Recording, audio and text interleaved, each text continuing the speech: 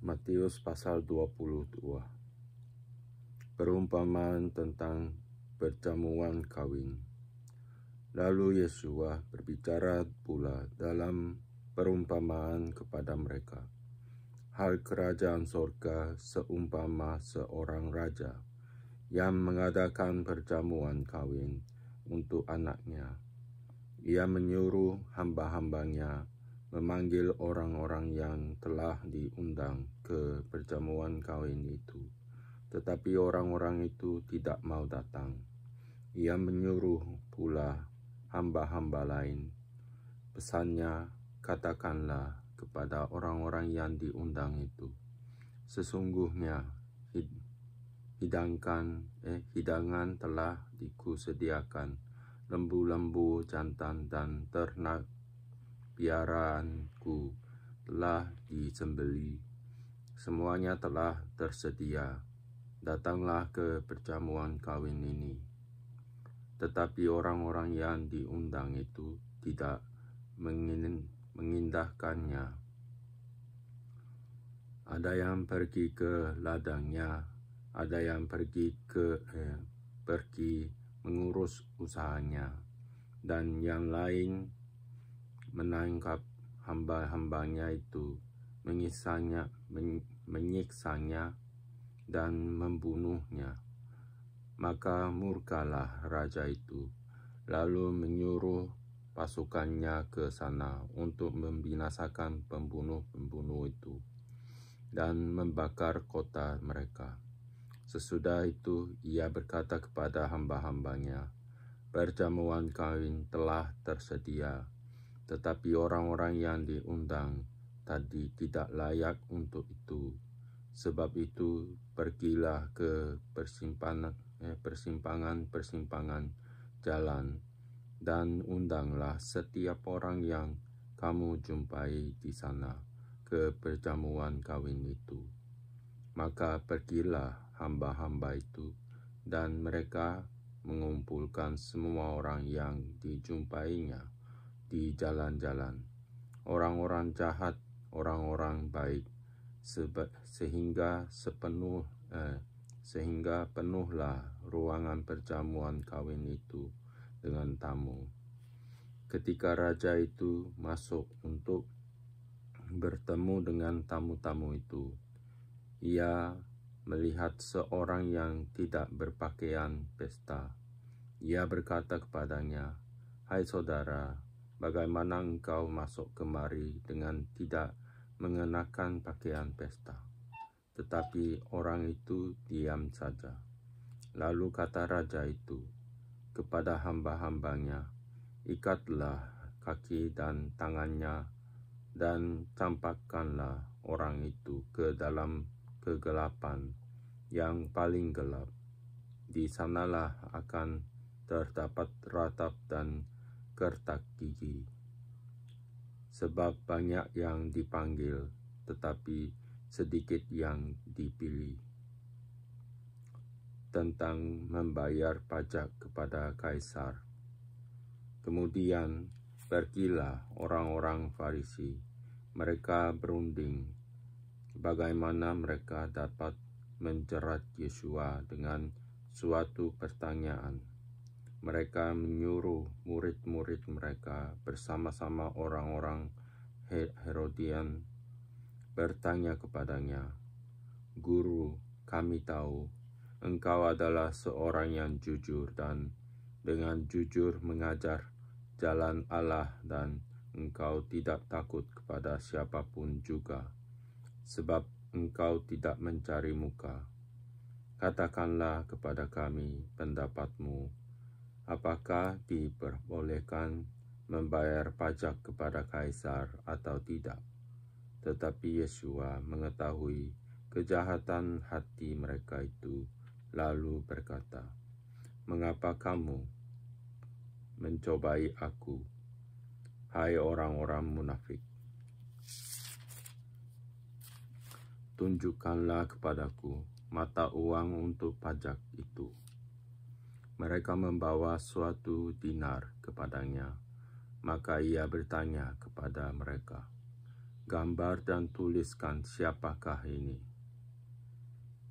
Jawab mereka, gambar dan tulisan siapakah ini?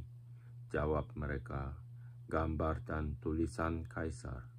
Lalu kata Yeshua kepada mereka, berikanlah kepada Kaisar apa yang wajib kamu berikan kepada Kaisar, dan kepada Allah apa yang wajib kamu berikan kepada Allah. Mendengar itu heranlah mereka dan meninggalkan Yeshua lalu pergi. Pertanyaan orang Saduki tentang kebangkitan. Pada hari itu datanglah kepada Yeshua beberapa orang Saduki yang berpendapat bahwa tidak ada kebangkitan.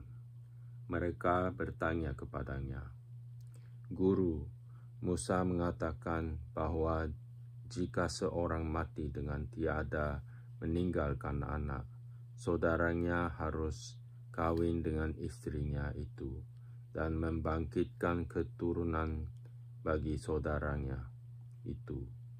Tetapi di antara kami ada 7 orang bersaudara. Yang pertama kawin, tetapi kemudian mati.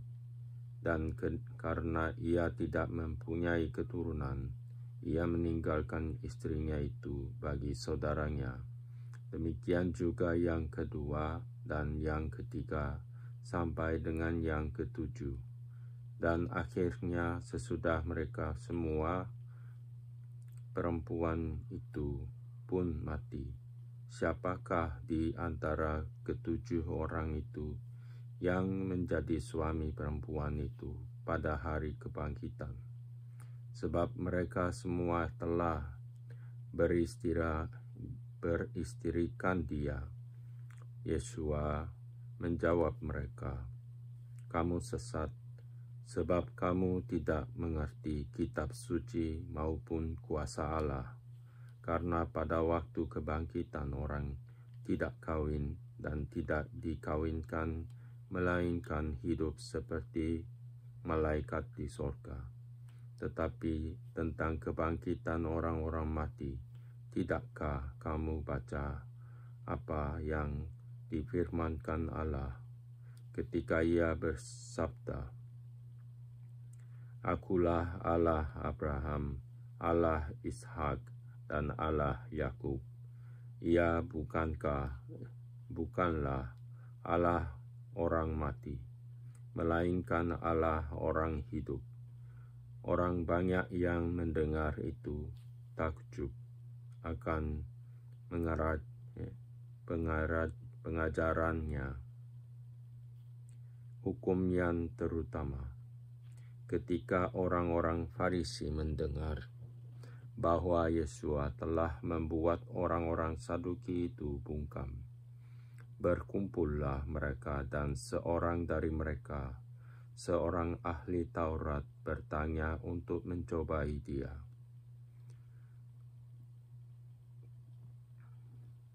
Guru, hukum manakah yang terutama dalam hukum Taurat?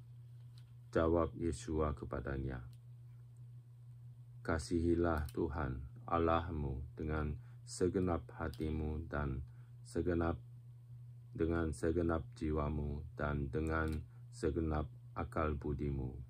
Itulah hukum yang terutama dan yang pertama.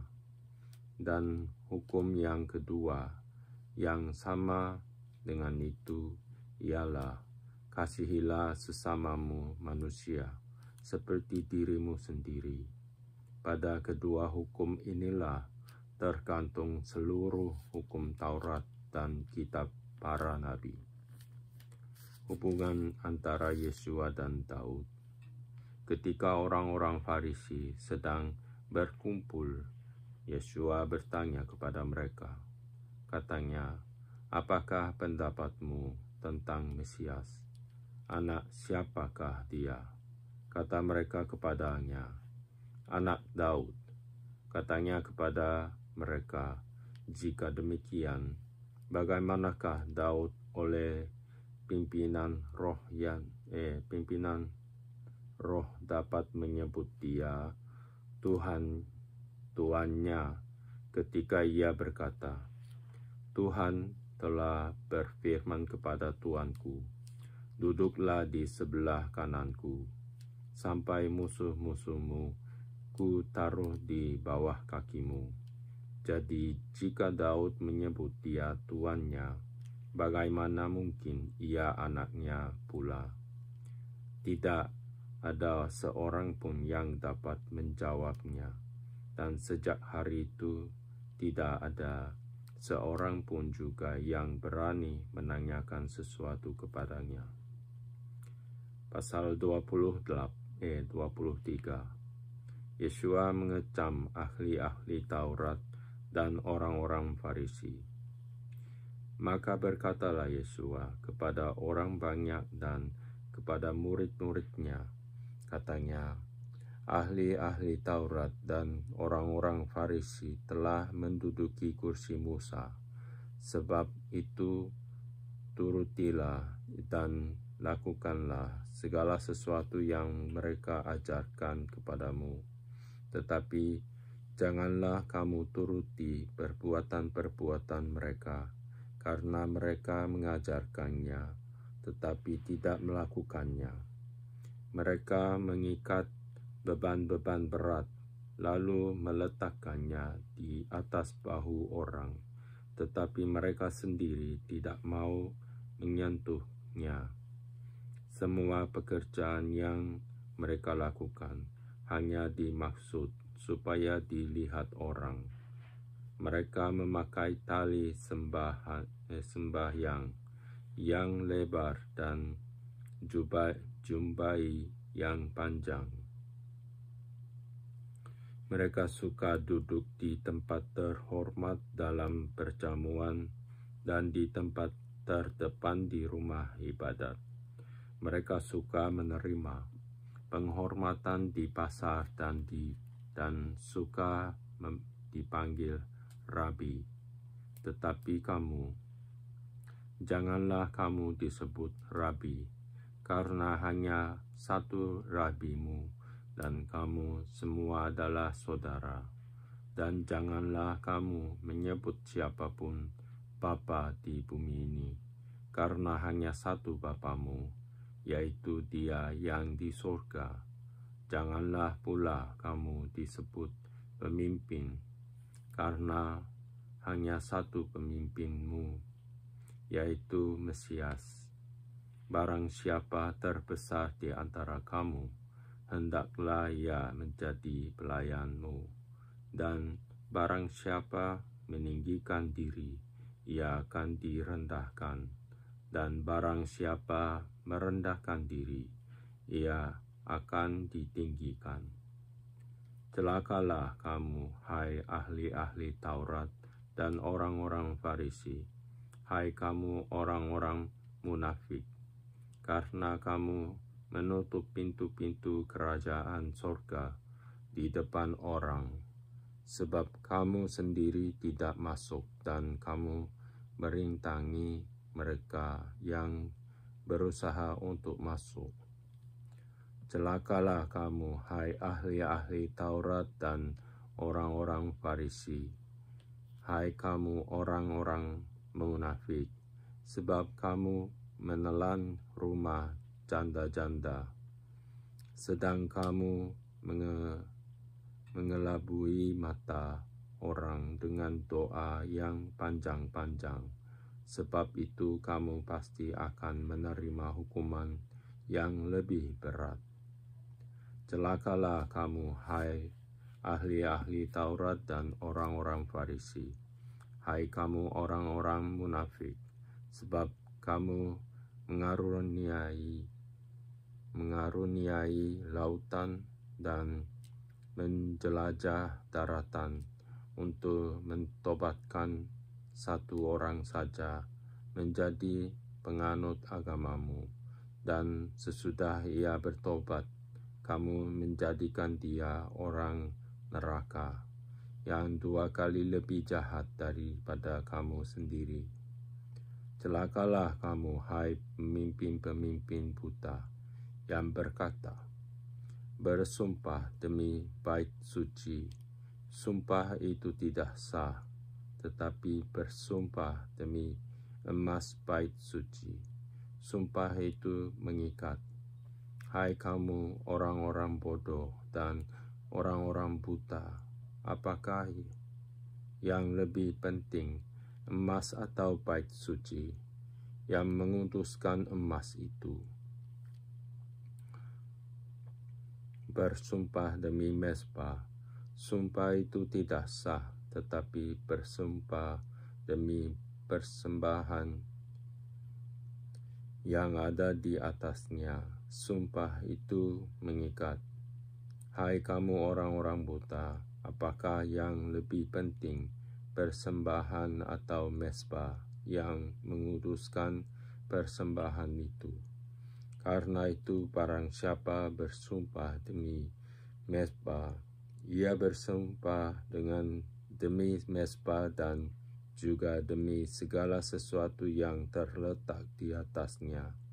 Dan barang siapa bersumpah demi bait suci, ia bersumpah demi bait suci dan juga demi Dia yang diam di situ. Dan barang siapa bersumpah demi sorga, ia bersumpah demi takhta Allah dan juga demi Dia yang bersemayam di atasnya. Celakalah kamu, hai ahli-ahli Taurat dan orang-orang Farisi, hai kamu orang-orang munafik, sebab persepuluhan dari selasi, adas manis, dan jintan kamu bayar, tetapi yang terpenting dalam hukum Taurat kamu abaikan, yaitu keadilan dan belas kasihan dan kesetiaan. Yang satu harus dilakukan dan yang lain jangan diabaikan. Hai kamu pemimpin-pemimpin buta, nyamuk kamu tapiskan dari dalam minumanmu, tetapi unta yang di dalamnya kamu telan. Celakalah kamu, hai ahli-ahli Taurat dan orang-orang Farisi, hai kamu orang-orang munafik, sebab cawan dan pinggang kamu bersihkan sebelah luarnya, tetapi sebelah dalamnya penuh rampasan dan kerasukan.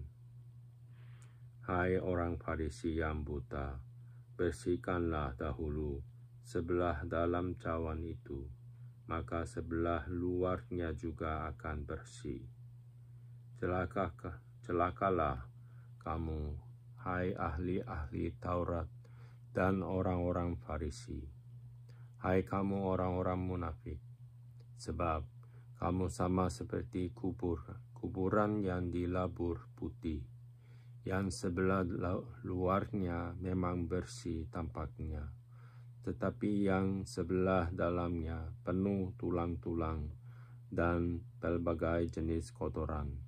Demikian jugalah kamu, di sebelah luar kamu tampaknya benar di mata orang, tetapi di sebelah dalam kamu penuh kemunafikan dan kedurjanaan. Celakalah kamu, ahli-ahli Taurat dan orang-orang Farisi, hai kamu orang-orang munafik, sebab kamu membangun makam nabi-nabi dan memperindah tugu orang-orang saleh, dan berkata, jika kami hidup di zaman nenek moyang kita, tentulah kami tidak ikut dengan mereka dalam pembunuhan nabi-nabi itu. Tetapi dengan demikian, kamu bersaksi terhadap diri kamu sendiri bahwa kamu adalah keturunan pembunuh nabi-nabi itu. Jadi penuhilah juga takaran nenek moyangmu. Hai kamu ular-ular, hai kamu keturunan ular beludak, bagaimanakah mungkin kamu dapat meluputkan diri dari hukuman neraka? Sebab itu, lihatlah aku mengutus kepadamu nabi-nabi, orang-orang bijaksana dan ahli-ahli Taurat. Separuh di antara mereka akan kamu bunuh dan kamu salibkan. Yang lain akan kamu sesah di rumah-rumah ibadatmu, dan kamu aniaya dari kota ke kota, supaya kamu menanggung akibat penumpahan darah orang yang tidak bersalah, mulai dari Habel, orang benar itu, sampai kepada Zakaria anak Berekia, yang kamu bunuh di antara tempat kudus dan mezbah. Aku berkata kepadamu, sesungguhnya semuanya ini akan ditanggung angkatan ini. Keluhan terhadap Yerusalem. Yerusalem, Yerusalem, engkau yang membunuh nabi-nabi dan melempari dengan batu orang-orang yang diutus kepadamu. Berkali-kali aku rindu mengumpulkan anak-anakmu, sama seperti induk ayam mengumpulkan anak-anaknya di bawah sayapnya, tetapi kamu tidak. Lihatlah, rumahmu ini akan ditinggalkan dan menjadi sunyi. Dan aku berkata kepadamu, mulai sekarang kamu tidak akan melihat aku lagi, sehingga kamu berkata, diberkatilah dia yang datang dalam nama Tuhan. Pasal 24-25, khotbah tentang akhir zaman. Pasal 24, Bait Allah akan diruntuhkan. Sesudah itu, Yesua keluar dari bait Allah, lalu pergi. Maka datanglah murid-muridnya dan menunjuk kepada bangunan-bangunan bait Allah. Ia berkata kepada mereka, kamu melihat semuanya itu. Aku berkata kepadamu, sesungguhnya tidak satu batu pun di sini akan dibiarkan terletak di atas batu yang lain. Semuanya akan diruntuhkan. Permulaan penderitaan. Ketika Yesua duduk di atas bukit Zaitun, datanglah murid-muridnya kepadanya untuk bercakap-cakap sendirian dengan dia. Kata mereka, katakanlah kepada kami, bila manakah itu akan terjadi dan apakah tanda kedatanganmu dan tanda kesudahan dunia? Jawab Yesua kepada mereka, waspadalah supaya jangan ada orang yang menyesatkan kamu, sebab banyak orang akan datang dengan memakai namaku dan berkata, Akulah Mesias, dan mereka akan menyesatkan banyak orang. Kamu akan mendengar deru perang atau kabar-kabar tentang perang. Namun berawas-awaslah, jangan kamu gelisah, sebab semuanya itu harus terjadi, tetapi itu belum kesudahannya. Sebab bangsa akan bangkit melawan bangsa, dan kerajaan melawan kerajaan. Akan ada kelaparan dan gempa bumi di berbagai tempat. Akan tetapi semuanya itu barulah permulaan penderitaan menjelang zaman baru.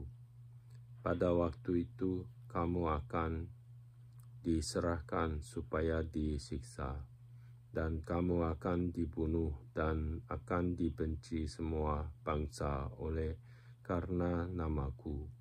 Dan banyak orang akan murtad, dan mereka akan saling menyerahkan dan saling membenci. Banyak nabi palsu akan muncul dan menyesatkan banyak orang. Dan karena makin bertambahnya kedurhakaan, maka kasih kebanyakan orang akan menjadi dingin. Tetapi orang yang bertahan sampai pada kesudahannya akan selamat. Dan Injil kerajaan ini akan diberitakan di seluruh dunia menjadi kesaksian bagi semua bangsa. Sesudah itu barulah tiba kesudahannya. Siksaan dan yang berat dan Mesias palsu. Jadi apabila kamu melihat pembinasa keji berdiri di tempat kudus, menurut firman yang disampaikan oleh Nabi Daniel, para pembaca hendaklah memperhatikannya. Maka orang-orang yang di Yudea haruslah melarikan diri ke pegunungan. Orang yang sedang di peranginan di atas rumah, janganlah ia turun untuk mengambil barang-barang dari rumahnya. Dan orang yang sedang di ladang, janganlah ia kembali untuk mengambil pakaiannya. Celakalah ibu-ibu yang sedang hamil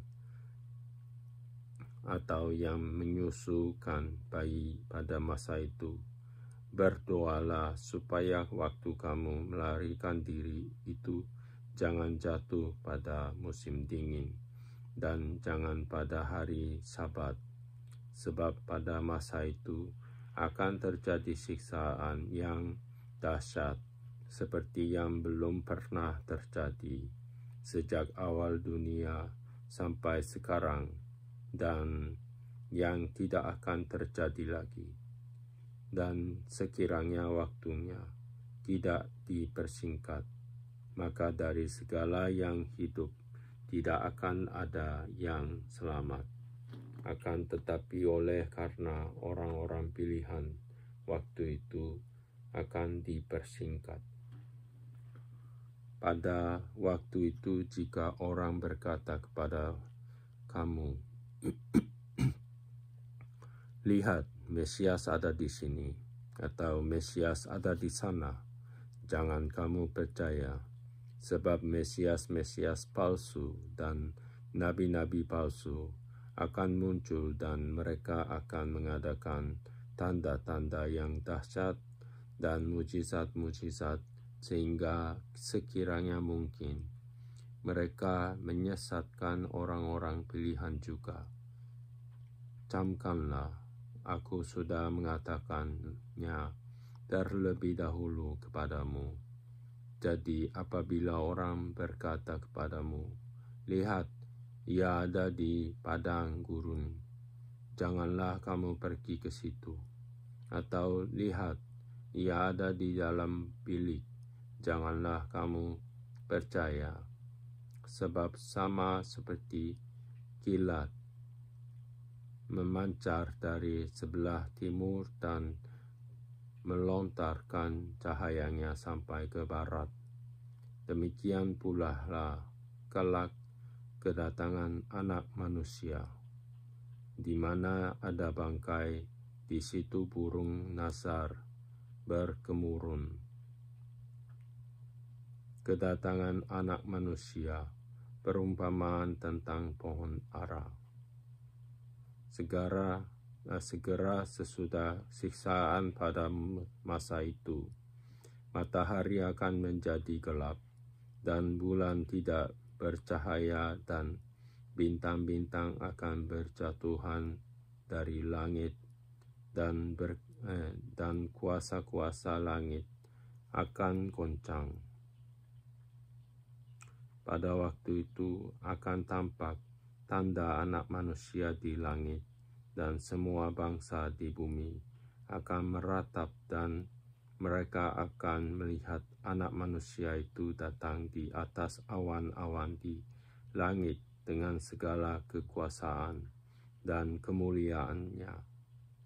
Dan Ia akan menyuruh keluar malaikat-malaikatnya dengan meniup sangkakala yang dahsyat bunyinya, dan mereka akan mengumpulkan orang-orang pilihannya dari keempat penjuru bumi, dari ujung langit yang satu ke ujung langit yang lain.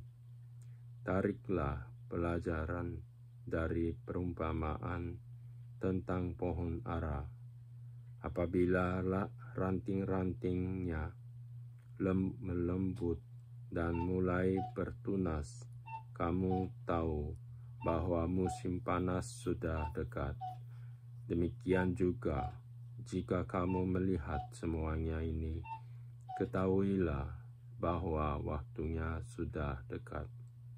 Sudah di ambang pintu, aku berkata kepadamu, sesungguhnya angkatan ini tidak akan berlalu sebelum semuanya ini terjadi. Langit dan bumi akan berlalu, tetapi perkataanku tidak akan berlalu. Tetapi tentang hari dan saat itu tidak seorang pun yang tahu, malaikat-malaikat di sorga tidak, dan Anak pun tidak, hanya Bapa sendiri. Nasihat supaya berjaga-jaga. Sebab sebagaimana halnya pada zaman Nuh, demikian pula halnya kelak pada kedatangan Anak Manusia. Sebab sebagaimana mereka pada zaman sebelum air bah itu makan dan minum, kawin dan mengawinkan, sampai kepada hari Nuh masuk ke dalam bahtera, dan mereka tidak tahu akan sesuatu sebelum air bah itu datang dan melenyapkan mereka semua. Demikian pula lah halnya kelak pada kedatangan Anak Manusia. Pada waktu itu, kalau ada 2 orang di ladang, yang seorang akan dibawa dan yang lain akan ditinggalkan. Kalau ada 2 orang perempuan sedang memutar batu kilangan, yang seorang akan dibawa dan yang lain akan ditinggalkan. Karena itu berjaga-jagalah, sebab kamu tidak tahu pada hari mana Tuhanmu datang. Tetapi ketahuilah ini, jika tuan rumah tahu pada waktu mana pada malam hari pencuri akan datang, sudahlah pasti ia berjaga-jaga dan tidak akan membiarkan rumahnya dibongkar. Sebab itu, hendaklah kamu juga siap sedia, karena Anak Manusia datang pada saat yang tidak kamu duga. Perumpamaan tentang hamba yang setia dan hamba yang jahat. Siapakah hamba yang setia dan bijaksana, yang diangkat oleh tuannya atas orang-orangnya untuk memberikan mereka makanan pada waktunya? Berbahagialah hamba yang didapati tuannya melakukan tugasnya itu ketika tuannya itu datang, berkata kepadamu, sesungguhnya tuannya itu akan mengangkat dia menjadi pengawas segala miliknya. Akan tetapi, apabila hamba itu jahat dan berkata di dalam hatinya, Tuanku tidak datang-datang, lalu ia mulai memukul hamba-hamba lain dan makan minum bersama-sama pemabuk-pemabuk, maka Tuan hamba itu akan datang pada hari yang tidak disangkakannya dan pada saat yang tidak diketahuinya, dan akan membunuh orang munafik, membunuh dia dan membuat dia senasib dengan orang-orang munafik. Di sanalah akan terdapat ratapan dan gertakan gigi.